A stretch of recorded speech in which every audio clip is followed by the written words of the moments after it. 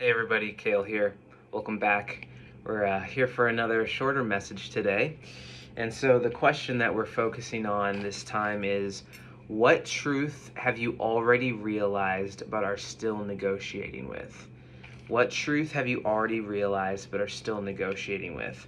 And the card that I pulled was the Queen of Swords, okay? The Queen of Swords, which is just so perfect because because swords are it's truth, it's logic, perception, conflict. All right, it's mental structure and your interpretation of reality.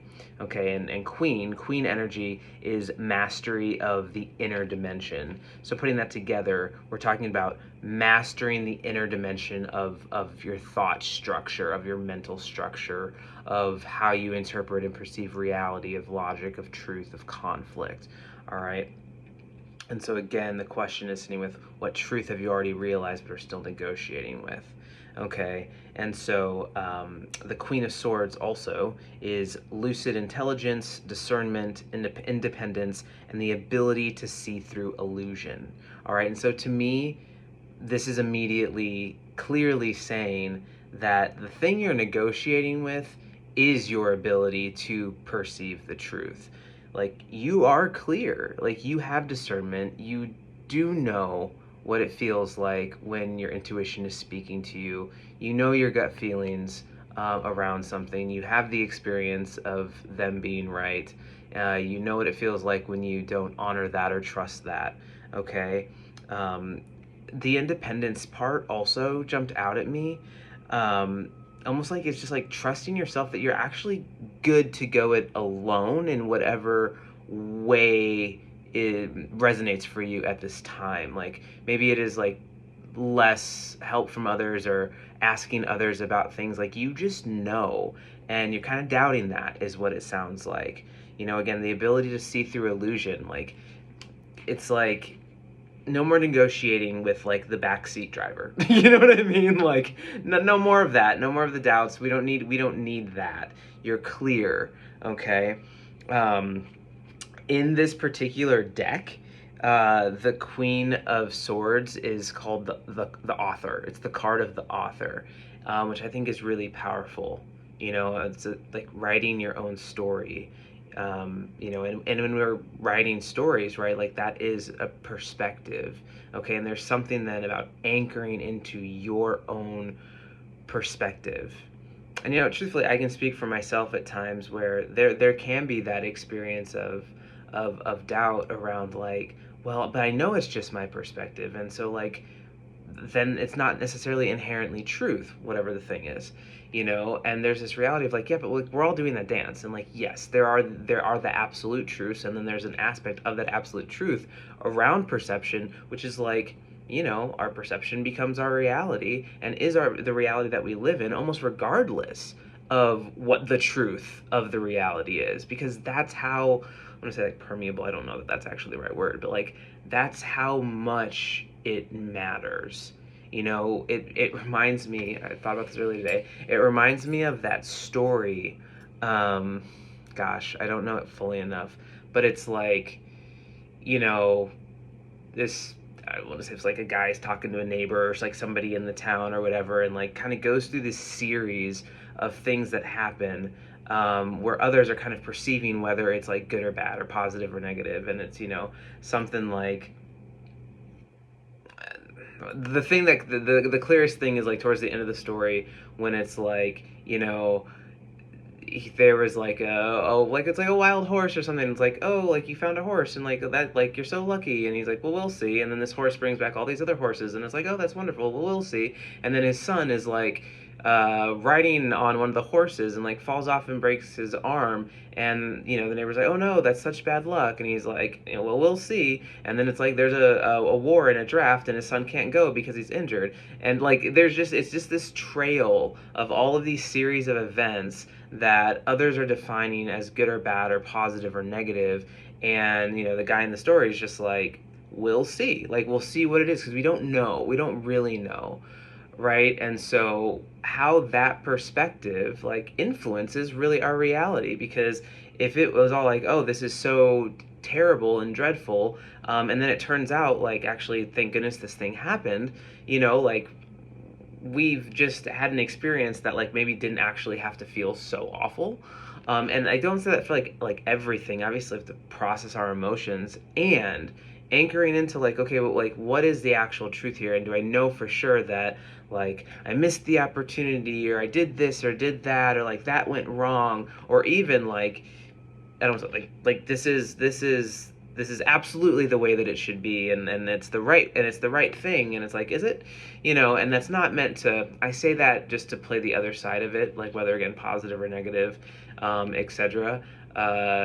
Less about, like, questioning yourself around the right thing. The point is, like, you know, right? There's an intuition there, and you know. But now I'm kind of conflating two things. All of that is to say that how we are looking at any given experience or moment, and whatever judgment that we're placing upon that about a right or wrong, good or bad, we just don't know. And so there's an opportunity here to, I mean, knowing that, knowing that there's an opportunity to really anchor in and hone in on our thoughts, and how we are perceiving things, right? So that's, like, a little bit separate, kind of, from that just initial message around trusting yourself. But I think that there's maybe multiple messages here with this card. Okay, I want to read a little bit. Oh, that's where I got from. Sorry. The author part. It's from the author part. Right, there we go. And into this, I knew it was there. It was somewhere. I had to get back. You know, some of you know what that's about. You guys know. And so, yeah. So being the author, being able to write these stories, like, we get to decide. You know, we get to decide in any given thing, any given moment, how we're going to perceive it. You know, and what we're going to do with that, and that can drastically alter our internal state, right? And that's what we're getting with the Queen of Swords here, is, like, we're mastering the inner dimension. All right, and again, with swords being those thoughts, perception, truth, logic. Okay. And again, that original question is, what truth have you already realized but are still negotiating with? Okay, so, you know, whether that's, man, actually, I do know that I have a little bit more control over my thought experience, but I'm still negotiating with that. Or it's like, you know, actually, I'm really clear on my discernment here. I need to stop negotiating with that. I'm gonna read a couple paragraphs from this, from the guide, that were really well written. I mean, the whole thing is, but here we are. Okay, so her highest aspect is bright cleverness. She is articulate in expression, her words are never wasted and always to the point. Although a dark utterance from her may slice a person to the bone and bleed them dry, she wields her powers wisely. She is an excellent judge of character and rarely has the need to second-guess herself. She is the energy behind every sandstorm and each tornado that touches ground. You can feel her pressing against your skin if you stop and feel the temperature and weight of the air brushing up against you. The Queen of Swords expresses mature emotional intelligence. She's the unfolding mind, the words on your tongue, the thoughts you articulate. Okay, and in upright, additional messages are, trust how you communicate with others, speak your mind with clarity and control. If something is required, ask for it, it shall be yours. Okay, so, yeah, there's a confidence here. There's a confidence, a knowing, a self-trust. She's not second-guessing herself. So again, what truth have you already realized but are still negotiating with? Whatever that is, no more second-guessing, no need. You know. You have the feeling, you have the vibe, you got it, right? And there's an invitation to, you know, maybe give a little bit more time, energy, and attention to how the stories we're telling. Okay. What else did I write here? Trusting your first instincts. Yep. The vibes you get, your intuition. Yep. Excellent. And I'll sit here for just a moment and see if there's anything else around that. Asking Archangel Gabriel for clear communication if there's anything else. And Archangel Michael's here too. Got both of them in the room.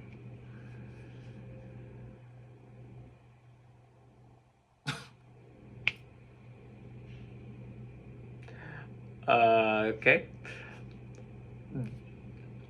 My role is to report. I hear like stop negotiating with terrorists, and like okay.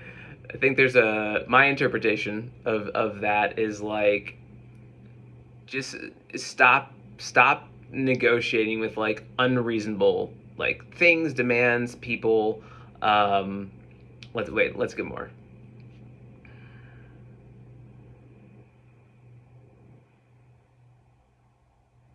Not everyone has their best interests, your best interests at heart. It's not always malicious. It's just sometimes people are more about their own agenda.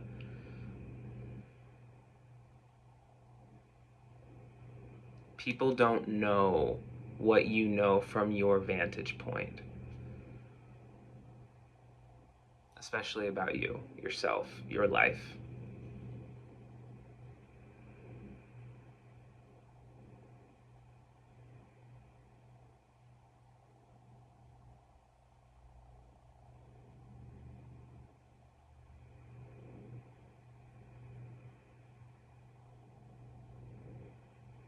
There's agency and choice in this reality.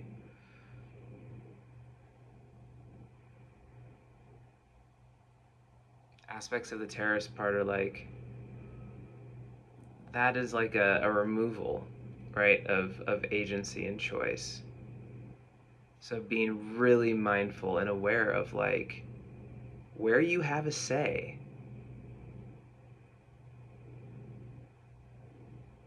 We often have more of a say than we think we do, and it's not always in the ways that we think. Right? Sometimes it can get kind of misconstrued as this particular type of power and control that we have over things, like, but in controlling in not a great direction, versus like really like the power, like that power versus force bit is coming up. That came up in a reading a while ago. But just like how force like is always going to have a counter force, and that aspect of control, it really is this weakness, right? This insecurity, and that power itself, like it just is. It radiates, it is a self-generating thing and experience. And so kind of bringing that all like back in, like harnessing our own inner power there, and recognizing from that space where is our agency and choice from that place of power, from that point of power, as opposed to agency and choice that can kind of go a bit more external, and appear to be like more forceful. Like that's not the deepest point of power. Let's see if there's anything else.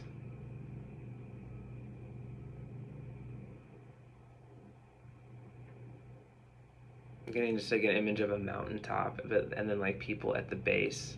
It's always a mountain.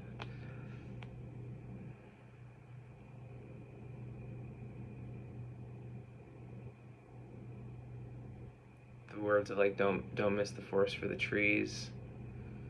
Almost this idea of like what everyone's looking at the mountaintop and so focused on getting up there. It's like, what's going on down here?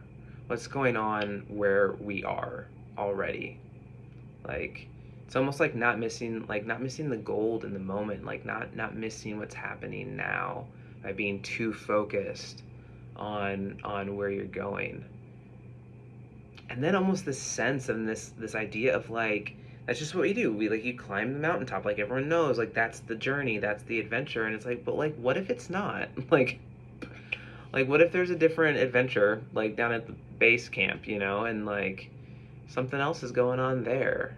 And it's almost kind of like really breaking up these thoughts and these ideals around like the aims and what are the supposed to be's and all that, which sounds again obvious, like we talk about that all the time, I feel, but there's just something to it that's like in the non-obvious way, right? Like we can all talk about like keeping up with the Joneses and this, that, and like aspects of more, perhaps even like superficial things that like it's like whatever kind of a thing. But this is more like even in other types of experiences that maybe others might agree is like really worthwhile to focus on. Um, like let's question some of that a little bit. Not that it's not, but like what is it for you, and are there other opportunities also available and experiences? Where's the gold where you are? And going back to perception, how we perceive all of these different things and the stories we're telling ourselves about these different things. And then it's almost like behind this base camp, like there's this whole other world and treasure like underground and this whole other thing. And it's like we get so focused on the mountaintop and like we never think about going, below ground and having that adventure.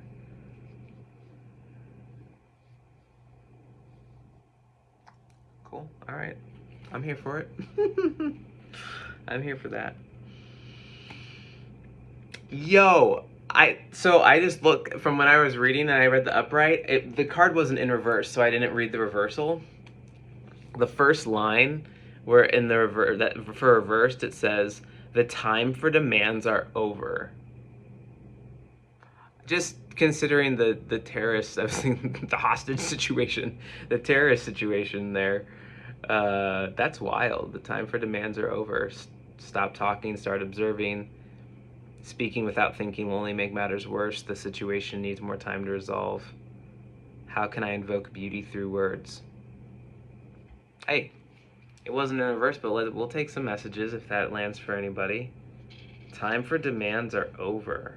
Love that. No more this is how it should be. No more shoulds. No more shoulds. That goes back to logic, perception, truth, conflict. Really mastering that inner dimension. Really. Oof. There's grief there. There's pain there. Everything that's gone unmet in terms of releasing our demands. That's what I feel. Everything that's gone unmet. Things I feel owed. That's always a tough one. That's always a tough one. Anyhow, more to come. All right, friends. Hope everyone's week is off to a good start, or maybe this isn't the start of your week. Either way, I hope it's going well as it can be. So, I will see y'all in the next one. Until then, stay safe, stay blessed. Over and out.